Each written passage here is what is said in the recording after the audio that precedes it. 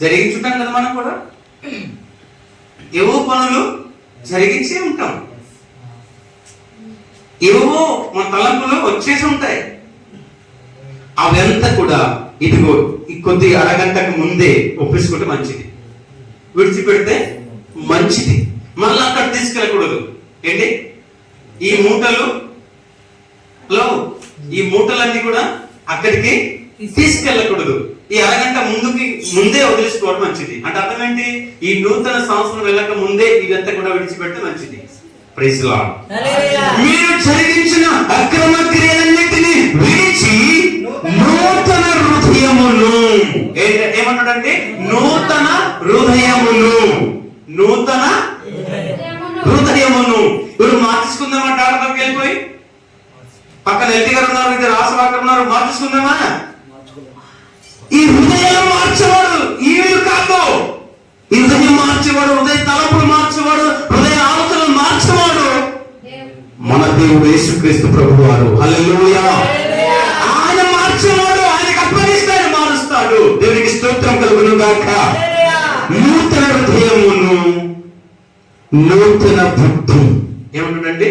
నూతన హృదయమును, నూతన బుద్ధి. నూతన హృదయము, నూతన బుద్ధి. నూతన హృదయం అంటే ఏంటి అమ్మా? నూతన హృదయం అంటే ఏంటి?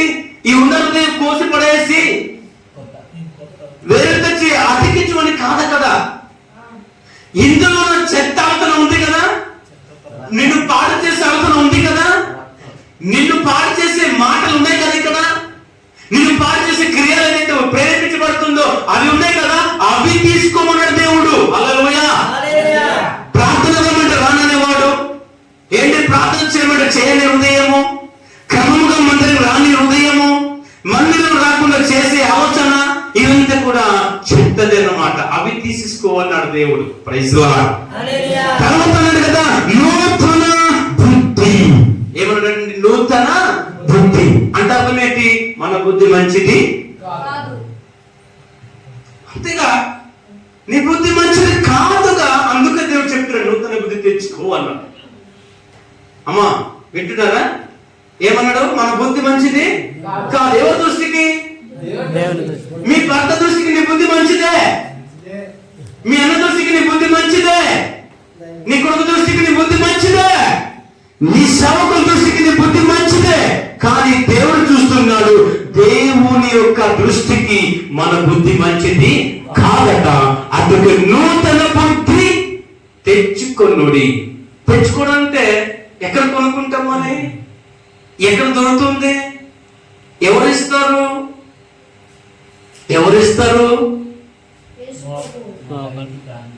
ప్రార్థన చేయాలి. ప్రభువా నా బుద్ధి మంచిది కాదు, నా అమ్మ నాన్న మాట వినట్లేదు, మంచి బుద్ధి కాదు. హల్లెలూయా. దర్శనం చెప్పిన మాట వినట్లేదు, ఆ బుద్ధి మంచిది కాదు. అది మార్చుకోవాలి. నీ క్రమంగా దేవునికి సన్నిధికి రాకుండా ఉంటున్నాను, ఆ బుద్ధి మంచిది కాదు. స్తోత్రం. చేతులు ఎత్తుదామా? దేవునికి స్తోత్రం చెప్దాం, స్వరం ఎత్తి చెప్దాం. హల్లెలూయా. జై గురు యేసుక్రీస్తు మహారాజుకే.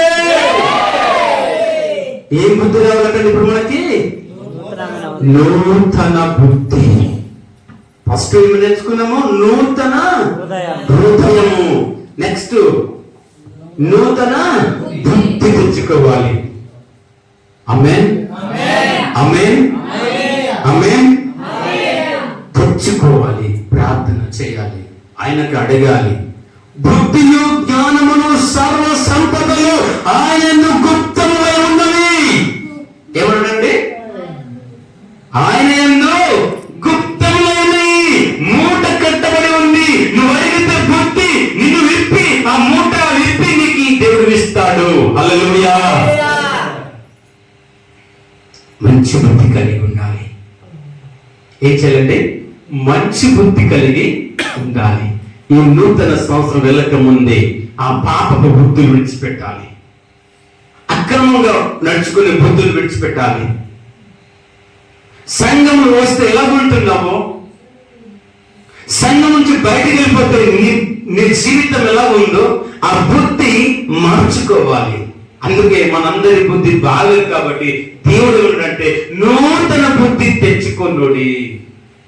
ఈ రాత్రి దేవుడు మాట్లాడుతున్న మాట ఏంటంటే నూతన బుద్ధి. ఎవరు తెచ్చుకోవాలి? ఎవరు తెచ్చుకోవాలి?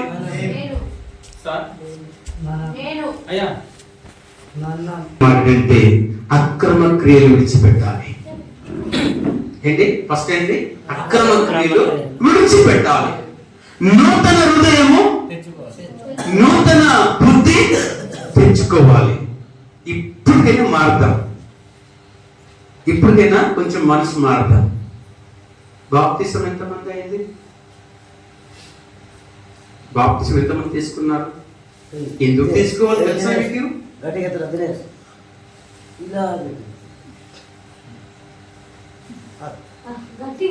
ప్రతి నెల ప్రభు బల్ల తీసుకుంటున్నారు. ఎంతమంది తీసుకుంటున్నారు? ప్రభు బల్ల లేదు, అక్రమంగా నడుచుకుంటున్నాం. నీ జీవితం అక్రమంగా వెళ్ళిపోతుంది. ట్రైన్ పట్ట తప్పితే ఎంత ప్రమాదం జరుగుతుందో అది మీకు తెలుసు. ఏంటి? ట్రైన్ వెళ్తూ పట్ట తప్పిపోతే ఏమవుతుంది? ఎంత భయంకరమైన ఘోరమైన ప్రమాదం జరుగుతుంది.